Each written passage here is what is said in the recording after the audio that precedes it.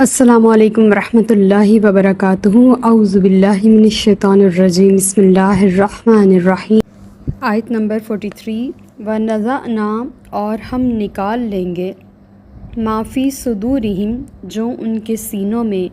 مِن غِلٍّ، کینہ ہے، تجری، بہتی ہوں گی، مِن تحتہم الانہار، ان کے نیچے نہریں، وقالوا، اور کہیں گے، الحمدللہ، سب تعریفیں اللہ کے لیے ہیں، الذی، جس نے، ہدانا، ہمیں ہدایت دی، لہٰذا، اس راستے کی، وما کننا، اور نہ تھے ہم، لنہتدی، کہ ہدایت یافتہ ہوتے، یا لولا، اگر نہ دیتا، ان ہدان اللہ، ہمیں اللہ ہدایت، لقد جاءت، بے شک آئے، رسول ربنا، ہمارے رب کے رسول، بالحق، حق کے ساتھ، ونودوا، اور پکارا جائے گا، آواز دی جائے گی، ندا دی جائے گی، ان تلکم الجنت، کہ یہی وہ جنت ہے، یعنی کہ کم، تمہاری جنت، اورثتموہا، جس کے وارث بنائے گئے تم، بما کنتم تعملون، ان اعمال کے سبب جو تم کیا کرتے تھے۔ یہ قرآن پاک کی بہت ساری خوبصورت اور میری فیورٹ آیات میں سے ایک آیت ہے۔ اس آیت کا جو ایک حصہ ہے وہ میں چاہوں گی کہ میرے ویورز، میرے چینل کے سبسکرائبرز اور چینل سے گزرنے والے بھی وہ ضرور اس حصے کو زبانی یاد کر لیں۔ کوئی مشکل نہیں ہے، بہت چھوٹا سا حصہ ہے، لیکن اگر اس حصے کو ہم دنیا میں یاد کر کے جائیں گے نا تو آخرت ہمارے لیے ہو جائے گی۔ اللہ تعالیٰ فرما رہے ہیں کہ جب ہم جنتیوں کا فیصلہ کر دیں گے اور وہ جنت میں داخل ہو جائیں گے تو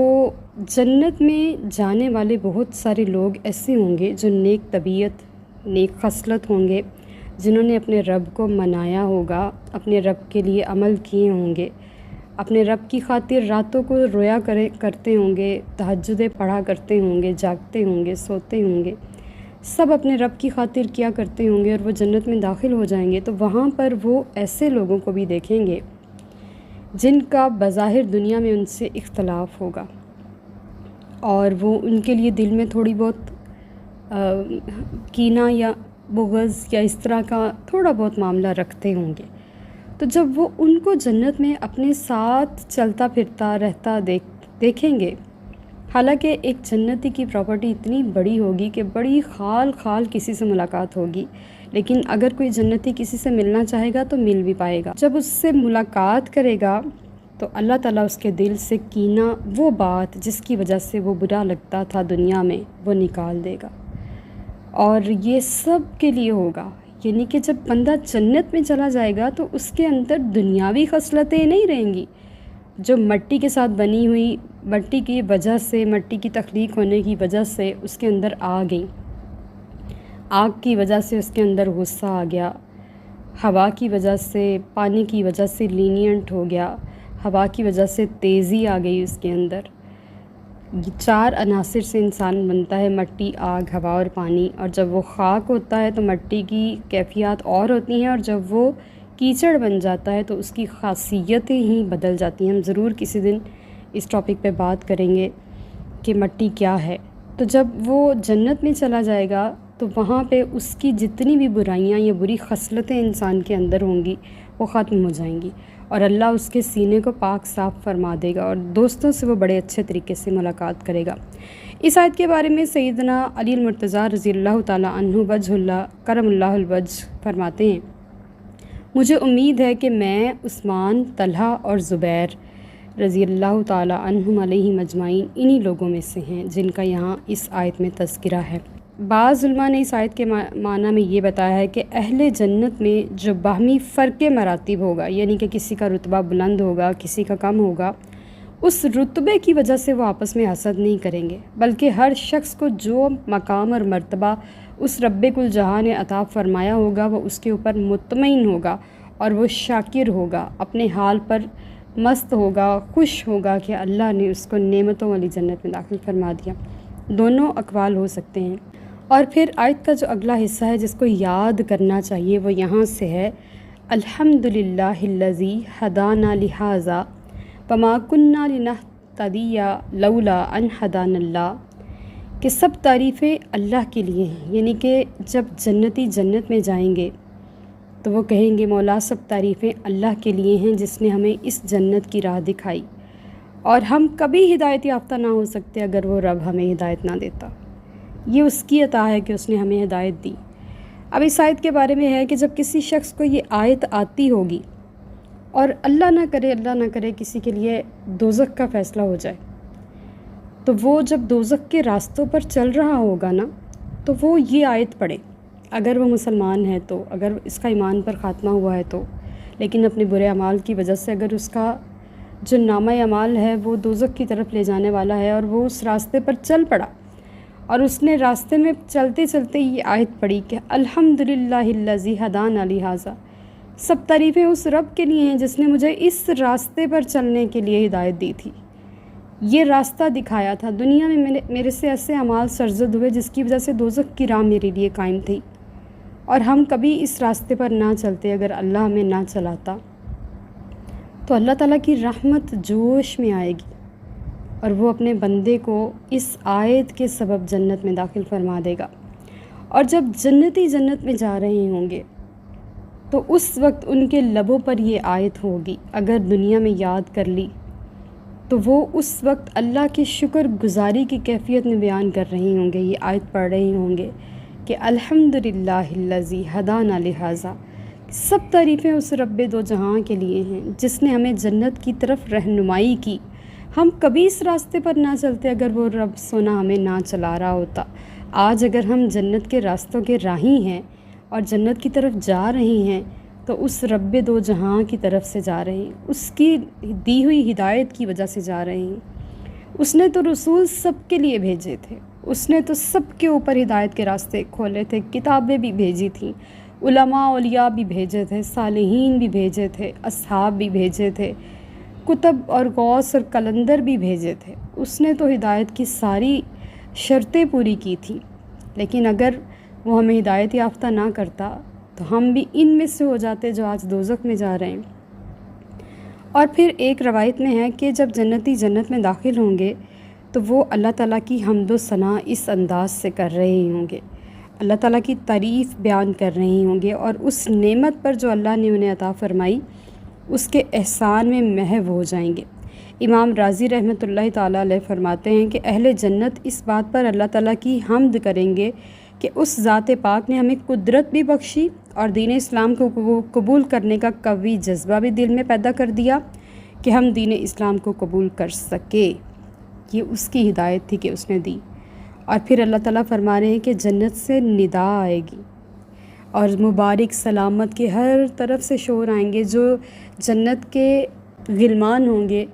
جو جنت کے داروغے ہوں گے، جو ویلکم نوٹ پہ بیٹھے ہوئے ہوں گے، کھڑے ہوں گے، وہ ہر آنے والے کو مبارکباد پیش کریں گے اور ان کو کہیں گے کہ یہ وہ جنت ہے جس کے تم وارث بنائے گئے ہو۔ اور جنت ایسی ہے کہ ہم تصور نہیں کر سکتے۔ ہم قدرتی مناظر کو دیکھ کر یہ تو ضرور سوچ سکتے ہیں کہ جنت ایسی ہوگی یا جس طرح قرآن نے تذکرہ فرمایا ہے ویسی ہوگی، لیکن حقیقت یہ ہے کہ جنت کو کسی آنکھ نے دیکھا نہیں ہے۔ جو اس کی خوبصورتیاں ہیں وہ اللہ ہی جانتا ہے، یا آدم اور حوا علیہ السلام جانتے ہیں کہ وہ کیا ہے۔ اور پھر آگے جو آیت کا آخری حصہ ہے کہ بما کنتم تعملون، ان اعمال کے سبب جنت ملی جن اعمال کو تم دنیا میں کیا کرتے تھے۔ تو جنت کا سبب نیک اعمال ہیں، اور حدیث پاک میں ہے کہ حضور اکرم صلی اللہ علیہ وسلم نے فرمایا خوب جان لو کسی کا عمل کسی کو جنت میں داخل نہیں کر سکتا۔ تو اس کا جواب یہ ہے کہ نیک اعمال دخول جنت کا یعنی کہ جنت میں داخلے کا قریبی سبب ہے، اور اللہ کی رحمت حقیقی سبب ہے۔ اور اس آیت میں سبب قریبی کی طرف اشارہ ہے، اور حدیث میں سبب حقیقی، یعنی کہ دونوں لازم و ملزوم ہیں۔ اصل میں اللہ کی رحمت ہی ہے جو بندے کو اعمال پر مجبور کرتی ہے۔ بندہ عمل بھی اللہ کی رحمت سے ہی کرتا ہے جو اس کے جنت میں داخلے کا سبب بنتا ہے۔ تو اس کے بارے میں نبی کریم صلی اللہ علیہ وسلم نے یہ فرمایا ہے کہ جب بندہ عمل کرتا رہتا ہے تو اللہ اس کے اوپر اپنی رحمتیں نازل فرماتا رہتا ہے، لہٰذا عمل کو نہ چھوڑو، بے شک بخشے رحمت سے ہی جاؤ گے، لیکن عمل چھوڑ کے اس کی رحمت کے اوپر امید نہ لگاؤ۔ آیت نمبر 44 ونادا اور ندا دیں گے، پکاریں گے اصحاب الجنتی جنتی لوگ، اصحاب النار دوزخیوں کو، ان قد وجدنا کہ بے شک ہم نے پا لیا، ما وعدنا جو وعدہ کیا ہم سے، ربنا ہمارے رب نے، حقاً سچا، فہل وجدتم تو کیا تم نے پا لیا، ما وعد ربکم جو وعدہ تمہارے رب نے کیا، حقا سچا، قالو وہ کہیں گے نام ہاں، فأذن مؤذن تو پھر اعلان کرے گا ایک اعلان کرنے والا، بینہم ان کے درمیان، اللعنۃ اللہ کہ اللہ کی لعنت ہو، علی الظالمین ظالموں پر۔ اب جنتی دوزخیوں کو پکاریں گے کہ جو اللہ پاک نے ہم سے وعدہ کیا تھا ہم نے اس کو سچا پا لیا، آج ہم جنت میں داخل ہو گئے، تو کیا جو وعدہ تم سے تمہارے رب نے کیا تھا وہ تم نے پا لیا؟ تو دوزخی جہنم سے جواب دیں گے ہاں ہم نے پا لیا۔ اب یہ کلام ہوگا، ظاہر ہے آیت ہے قرآن کی، کبھی بھی غلط نہیں ہو سکتی، جھوٹ نہیں ہو سکتی، سچ ہے، لیکن اس کا یہ مطلب نہیں ہے کہ جنت اور جہنم اتنی قریب ہوگی کہ جنتی اور جہنمی آپس میں باتیں کر سکیں گے، بلکہ آپ آج کے دور کی جدید ایجاد موبائل کو دیکھ لیں کہ کوئی فاصلوں پر بیٹھا ہے، کئی کلومیٹر دور ہے اور دنیا کے کس بھی کونے میں ہے، وہ آپس میں بات کر رہا ہے، تو اللہ پاک جنتیوں کی ندا کو اتنی پاور عطا فرما دے گا کہ وہ جنت میں بیٹھے بیٹھے دور مسافتوں پر بیٹھے اپنے دوزخیوں سے بات کر کے کہیں گے کہ ہم نے اپنے رب کا کیا وعدہ سچا پا لیا، کیا تم نے بھی پایا؟ تو پھر اس روز جب وہ بات کر چکے ہوں گے تو ایک منادی، اعلان کرنے والا اعلان کرے گا کہ اللہ کی لعنت ہو ظالموں پر۔ جب لعنت ہو جاتی ہے تو پھر رابطے ختم ہو جاتے ہیں، رحمت سے دوری ہو جاتی ہے، اور جنتی الگ اور جہنمی الگ الگ ہو جاتے ہیں۔ اور نبی کریم صلی اللہ علیہ وسلم پر درود و سلام جو ہم اتنا دور سے بھیج رہے ہوتے ہیں، تو یہ بھی ایک ہمیں دلیل مل گئی قرآن سے کہ حضور سنتے بھی ہیں، جانتے بھی ہیں، پہچانتے بھی ہیں۔ آیت نمبر 45 الذین وہ لوگ یصدون جو روکتے ہیں عن سبیل اللہ اللہ کی راہ سے، ویبغونہا اور چاہتے ہیں عوجا اس کو ٹیڑھا کرنا، وہم اور وہ بالآخراتی آخرت کا کافرون انکار کرتے ہیں۔ جو اللہ کی راہ سے روکتے ہیں یعنی کہ وہی جہنمیوں کا تذکرہ ہو رہا ہے، اللہ کے راستے پر چلتے ہیں، نہ کسی کو چلنے دیتے ہیں، اگر کوئی چلتا ہے تو اس کو بھی چلنے سے روکتے ہیں، اور پھر اگر کوئی چلتا ہے تو اس کی راہ کھوٹی کرتے ہیں، اس کے لیے مسائل کریٹ کرتے ہیں، اس کے لیے مسئلے پیدا کرتے ہیں۔ تو وہ آخرت کا انکار کرتے ہیں کہ ہم نہیں مانتے کہ کبھی دنیا ختم ہوگی، کبھی ہمیں اپنی ہڈیاں دوبارہ جڑتی ہوئی نظر نہیں آئیں، آج تک ہمارے کوئی باپ دادا تو زندہ ہو کر نہیں آئے، تو ہم کیسے اٹھیں گے؟ وہ مکمل طور پہ آخرت سے دور ہیں، ہدایت سے دور ہیں، ہدایت والوں سے دور ہیں، تو ان لعنتی ظالموں پر اللہ کی لعنت ہے۔ آیت نمبر 46 وبینہما اور ان کے درمیان حجابن پردہ ہے، حجاب ہے، وعلی الاعرافی اور اعراف پر رجال مرد ہوں گے، یعرفون جو پہچانتے ہوں گے، کلم سب کو، بسیماہم ان کے چہروں سے یا ان کی علامت سے، فنادو اور آواز دیں گے اصحاب الجنتی جنتیوں کو، ان سلام علیکم کہ تم پر سلامتی ہو، لم یدخلوہا وہ اس میں داخل تو نہیں ہوں گے، وہم یطمعون لیکن وہ اس کی امید رکھتے ہوں گے، خواہش رکھتے ہوں گے۔ یہ وہ لفظ آراف ہے جس کے اوپر اس سورت کا نام سورہ آراف رکھا گیا۔ آراف ایک موٹا پردہ ہے اور یہ بہت بلند پردہ ہے اور بہت موٹا پردہ ہے، اور یہ وہ مقام ہے جس سے دوزخ کے اثرات جنتیوں کو نہیں پہنچیں گے، اور جو جنتی ہیں ان کی روح پرور جو مناظر ہیں اور خوبصورتیاں ہیں اور رحمتیں اور برکتیں ہیں، ان کا کوئی بھی فائدہ اہل جہنم کو نہیں ہوگا۔ اللہ نے ان دونوں کی پارٹیشن اس ایک مقام آراف پر کی ہے، اور یہ ایک بلند مقام ہے، یہاں پر بھی لوگ ہوں گے۔ جیسے جنت اور دوزخ دونوں میں جب فیصلے ہو چکے ہوں گے اور لوگ جا چکے ہوں گے، تو یہاں پر بھی لوگ ہوں گے جن کے بارے میں علماء کا مختلف اقوال ہے، کم از کم 15 اقوال ہیں کہ وہاں پر کون لوگ ہوں گے۔ تو ان میں سے حضرت عبداللہ بن مسعود، حضرت حذیفہ بن الیمان، ابن عباس، ضحاک اور ابن جبیر، ان سب کا قول ہے کہ یہ وہ لوگ ہیں جن کی نیکیاں اور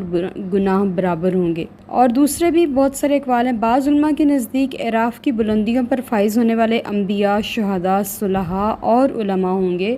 کہ ان کی عزت افزائی کے لیے اللہ تعالیٰ ان کو بلند مقام پر ٹھہرائے گا تاکہ سارے اہل محشر ان کی بلندی درجات کو دیکھ لیں۔ لیکن اللہ بہتر جانتا ہے کہ وہاں کون لوگ ہوں گے۔ جو اصل میں ہمیں جو قول اس آیت کے اور اس سب کے تناظر میں ملتا ہے وہ یہ ہے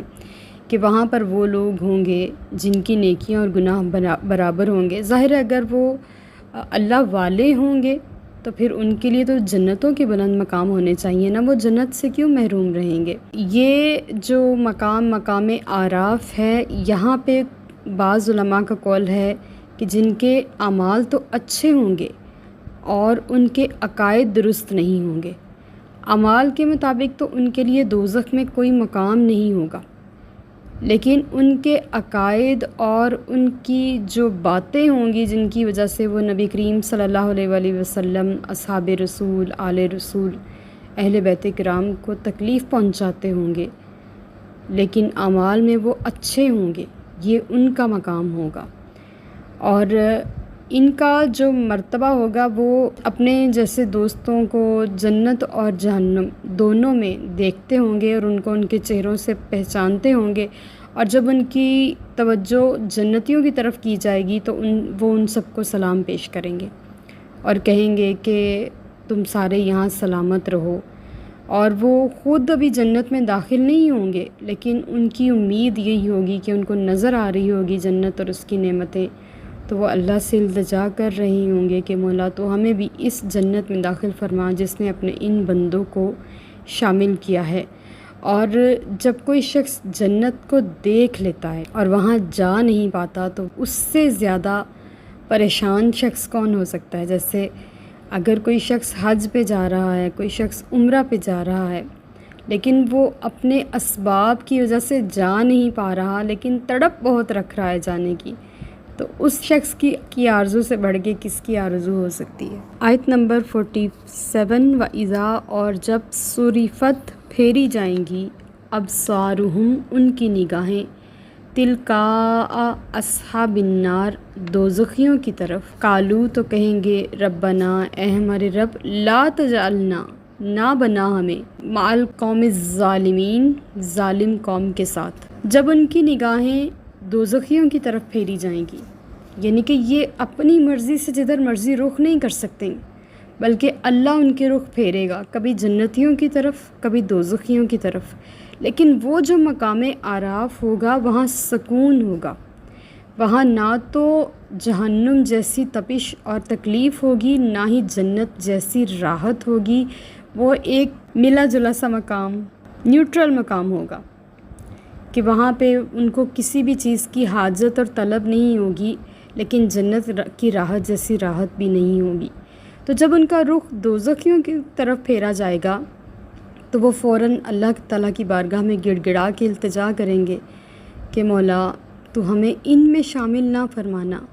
اس ظالم قوم کے ساتھ جنہوں نے اپنی جانوں کے ساتھ ظلم کیا، اپنے آپ کو ہلاکت میں ڈالا، اپنے آپ کو دوزخ میں پھینکا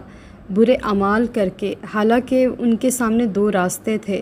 ان کی قضا اور قدر ان کے ساتھ، لیکن دونوں راستے ان کی آنکھوں کے سامنے تھے۔ اللہ پاک نے کسی کے اوپر جبر نہیں کیا کہ وہ یہ راستہ اپنائے اور یہ نہ اپنائے، لیکن انہوں نے اپنی مرضی کا راستہ چنا اور پھر اپنی مرضی کے راستے میں وہ اس مقام تک پہنچ گئے، خود اپنی جان پر ظلم کیا، تو ہمیں ان ظالموں میں شامل نہ فرمانا۔